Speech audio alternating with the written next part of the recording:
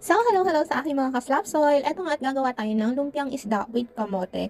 Yung ingredients lang natin dyan, ayan nga, na-grind ko na yung ating carrots, kamote, at syempre, i-grind na rin natin yung isda. So, lahat yan, i-grind na lang natin. Sa mga nagtatanong po pala kung ano yung ginagamit kong food processor, ayan, burado na nga yung kanyang brand kasi madalas ko talaga siyang gamitin. So, eto ay Simplus yung brand. Maganda na rin siya mga mi dahil stainless nga yung hawakan, tapos transparent yung kanyang pinakalagayan. So, kitang-kita talaga, ano na yung nangyayari dun sa ginagrind nyo, hindi nyo na kailangan buksan ng buksan yung mismong cover niya every time na nag-grind kayo. So, sa nakikita nyo nga, ilang segundo lang, ayan, grind na yung ating meat. So, pino na talaga siya, ready na siya for lumpia. Kasi nga maglulumpiang isda tayo. Then, gamit na gamit kasi talaga sa akin tong mismong food processor natin kasi madalas kaming gumawa ng siomay. So, sa siomay nga namin, hindi na kami bumibili ng giniling na baboy kasi alam niyo naman sa giniling, minsan, pag hindi kayo bumili ng lean part na giniling,